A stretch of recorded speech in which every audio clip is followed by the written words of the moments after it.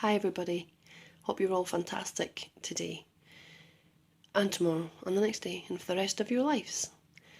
I've just got two things I want to talk about today. One being, I just wanted to show you the path where my son took the dog, where he saw that person go past. Just to show you where it was and see if you can get any feelings from the location, if anything comes to you spiritually, intuitively. And the second is something really big that I've learnt that I knew for a long time but hadn't quite mastered. It's taken me a long time to master it. But I'll do the dog first, okay? Just a quick refresh if I haven't told you about this. It was just over a month ago, I think now. My son took our dog for a walk and he was in the woods, and normally, as he's only 10 months old and he would have only been 9 months old then, he doesn't like to go too far from you when you're out walking with him. He might run off and chase a rabbit, but as soon as he notices you're not there, he comes straight back to you. So on this occasion, my son was walking up through the woods, and he always goes at night, so it's pitch black. You don't get a lot of light. Now what my son saw, he had a light on his head, like on his baseball cap, so he could see where the ball was and things that he was throwing for the dog, or see the dog in the woods and see where he was going. So he's illuminating the path in front of him. Now, he looked up and he saw that something caught his eye walking out of the bush, out of the trees. And it was this, he described it as a tall, thin, bald, naked man. And I asked him what made him think he was naked, and he said, well, just because there was no colours on him, he just kind of looked skin colour, like grey, like nothing, Like, I suppose you wouldn't see the colour in the light, you just saw it as a light grey. And he was bald, and he said there was just no clothes that were apparent, and even if he was wearing a morph suit, there was no difference in colour between the head and the shoulders, so he assumed he was just naked. But what was interesting is, even though Stephen has his head lit up by a big bright light, if somebody was to come out of the bushes, you would see that, a person who was perhaps living there and just wanted to be as wild as you can be, they didn't look round when they saw the headlamp. They didn't look. Now, I think a normal person would see the light and go, oh, crap, I'm walking through here. I thought I was alone in the dark, and there's somebody shining me with a light. They didn't even acknowledge that he was walking there, so that was a little bit odd, unless the person was blind or didn't care. Don't know. But usually it's instinct to turn around and face the light. So then what happened was, once he passed and went across the path in front of my son, the dog decided to run off. Now, he was gone for about 10-15 minutes. My son didn't connect the person who walked past to anything dodgy. He didn't think that somebody had kidnapped him or was hurting him. He just thought that the dog's got lost. Where's he gone? He actually thought, said he was near tears, thinking that he would never see the dog again, because he doesn't do this. He just doesn't do that. And he was getting ready to, phone me and say, Mum, I can't find the dog. And then he sees the dog walking past him, like as if to go straight past, ignoring him. And my son's like, Coco, dog did not acknowledge him. He was just walking all like slow, and he doesn't go slow in the woods. He always runs about like mad. And my dog looked up, and then he's like, oh, like it's you, but he said he seemed really confused. Now, for weeks prior to this, my dog has been barking and barking at night. He doesn't normally bark, but something's been bothering him. He was barking and barking, and he's been barking at the ceiling and barking at the corners of the room. And so clearly something was kind of infesting us again. Something was hanging about that we didn't see, but he saw. Now, I don't always think it's going to be something negative, because it's not always just the animals see these things and they react to something suddenly being in their home, and he gets a fright. I mean, he gets a fright with the mop falling over. He's still a baby. But after this, and another instance I haven't told you is my son went in one night to see, why is he barking? And he thought my daughter, who's only just turned 5, because of the barking, we started to put a cover over the cage so that he couldn't see out. We thought maybe he was barking because he saw a toy that he wanted and he just wanted us to wake up and get it for him.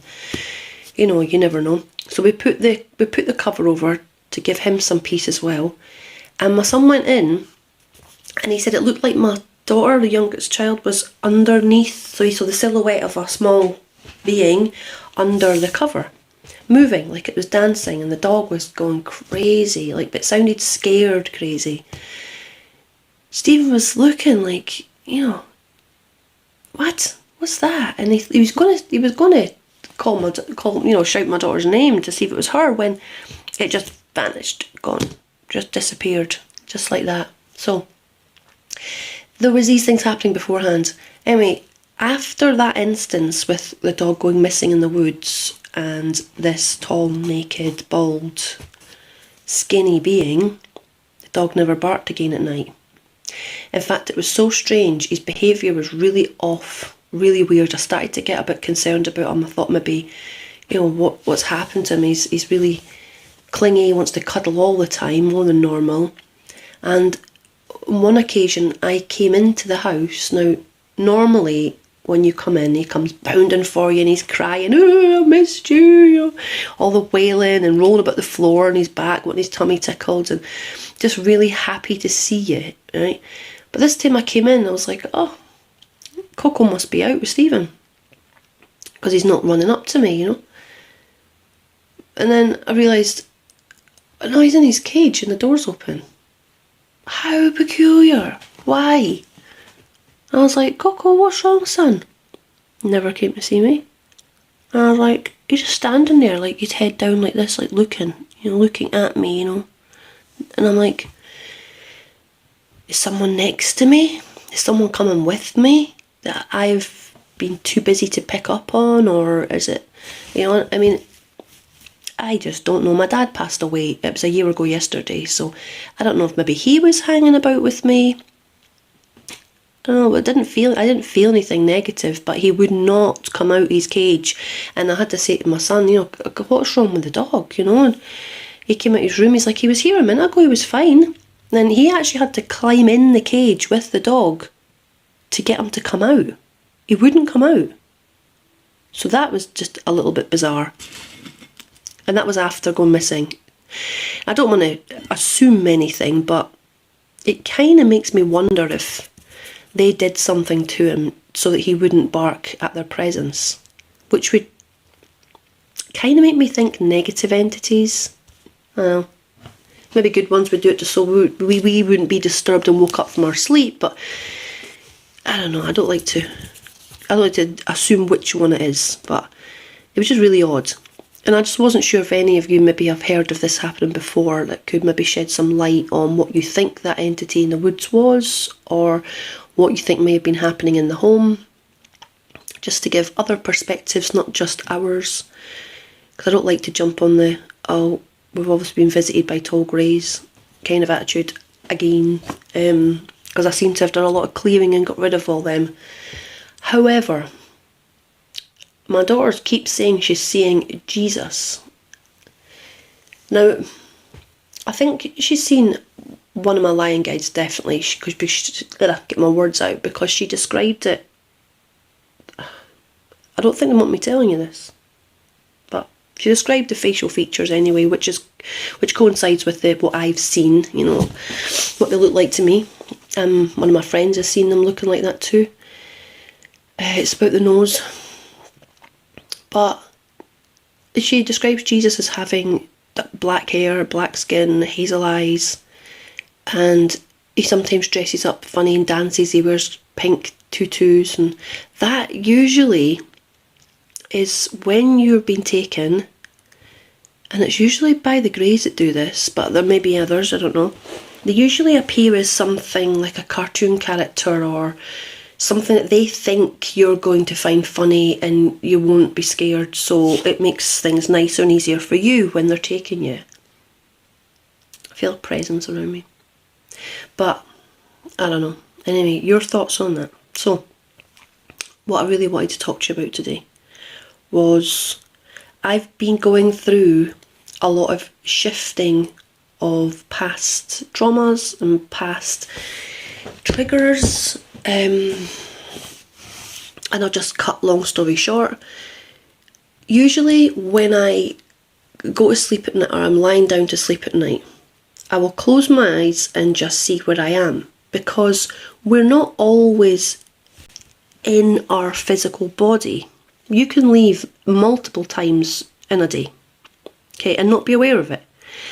You usually go into automatic pilot, or you're a bit klutzy, you know, you're forgetting things, you're bumping into things, you're kind of disorientated, you're dropping things, you catch on door handle, you know, you're really out of coordination, and you just forget the English language. You know, words you've always used, you just can't think, because some of our information, most of our information that we know is stored in the astral version of your brain.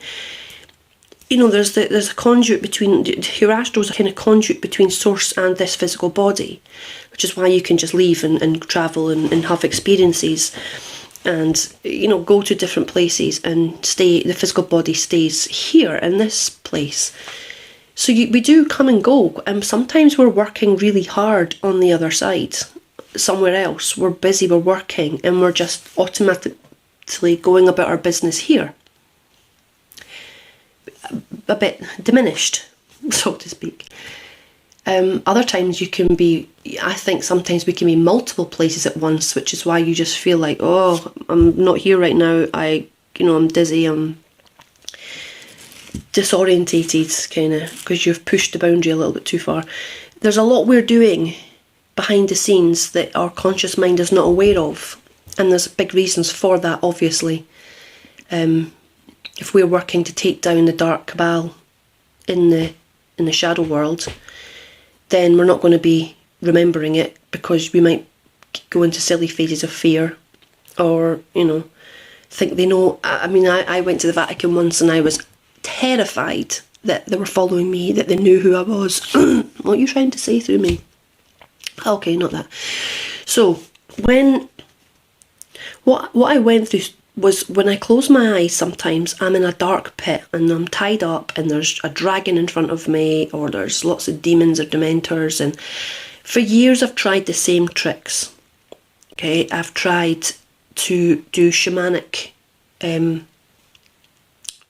use shamanism. I don't know, I'm starting to lose my words now too. I would put them into a box, or I would take a shard of them and put them into some book and close it, and, you know, there's many things that I do. I just seem to do it. I wake up and go, that was interesting what I just did there.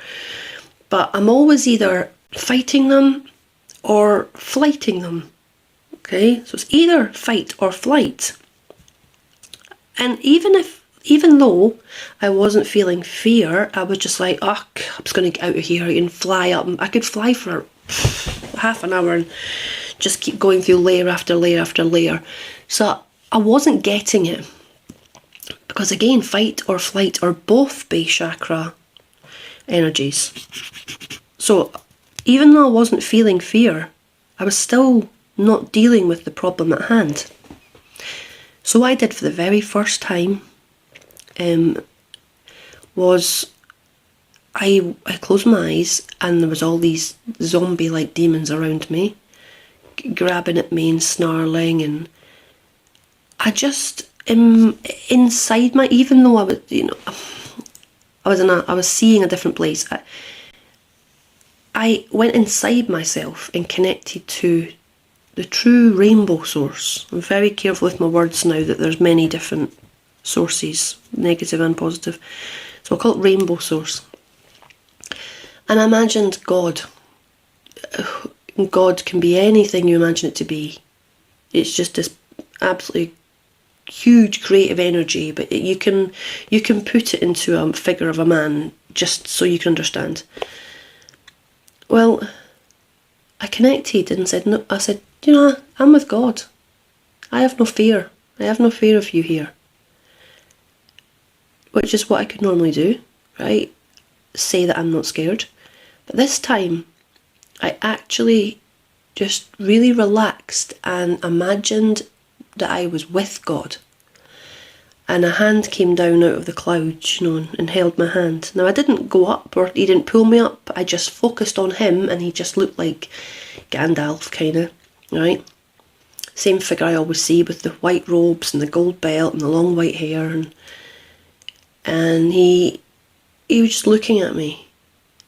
Now, I could see all these beings eating at my arms and my neck, but the more I focused on God, the more I focused on this being and said, no, I know I'm with you. My energy, my mind, my heart is with you. That vision of the Dementors started to dissipate, become thinner and thinner, and the vision of him and holding my hand became stronger and stronger. Now, my guide's been telling me this since day dot. Wherever your mind is, that's where you'll be. And the teleportation lessons they were teaching me, how you have to really believe that you are in the place and you will be in the place. Not just you think you are and your body's still there and carnage happens because you're not paying attention to your body and you think you're here. It's not a case. If you think that you are there, that is where you will be. Even when it comes to your happiness. I'm happy. That's where you will be. You will, you know, fake it till you make it, right? You start to become what you think you are. Okay, so that was like this wow kind of moment, because I didn't have to get away from them, didn't have to put magic spells on them. I just realised that I was truly in the realm of God and not there. And everything changed at that point. I started vibrating again really strongly. I feel like there is no negative beings around me. Before that, I was seeing tall silhouettes of people going past through my back garden, and now my back garden's inaccessible really, because I've had to build a kind of wall as such to keep the dog in, and it's impossible really, you know, it'd be a hard job getting over. So no one can get in. So I know I was seeing, obviously surrounding the house, they can't get in, but it just made me think, you know, how long I've spent fighting them when I didn't even have to be in the same realm as them. You don't have to be in the same realm as them to do the work. You can, because the way this reality works is if I raise my vibration above that, then I help the earth raise her vibration above that. So if we're all raising our vibration above and we're just choosing to be in this new world, then the old one will just dissipate. Do you get me? If we all believe ourselves to be there, then it will become. I hope I'm clear. Believe you're in the magical kingdom with love and light, and everyone's working together in a lovely unity, working for the better of all. And the more we realise that and really feel that, the more that can manifest. And this world here, if we continue to remain on this one, will come to that. It will become that. And I think you're starting to see things as well, things changing, people actually coming together in a way that they didn't before, tribes uniting. I think it's going to be good, you know. I still feel really strongly that there's going to be someday going to reveal a lot of the dark secrets, and humanity's going to be dumbfounded and pretty terrified for the most part, because as you know, a lot of humans need a leader. They need to be told what to do. If it's true with the Book Enki, then we were born into slavery, and therefore people need a leader. It's inbred into us to be led. they don't know what to do when faced with a situation if the telly's not telling them what to do. So a lot of us are going to have to really step up at that point and be the guiding hands. Organise your community. Take charge and organise, because you've been prepared for this for a long time. They haven't. You know all this information. They're just finding out now. They're finding out their world was not the world they thought they lived in. The people leading them were not who they thought they were. Possibly not even the same species as themselves. If the whole truth's revealed about what actually this planet has been turned into, not what it was intended to be, what it's turned into, then it's going to be a big fright for a lot of people. So, get your big boy pants on and get ready to roll with it.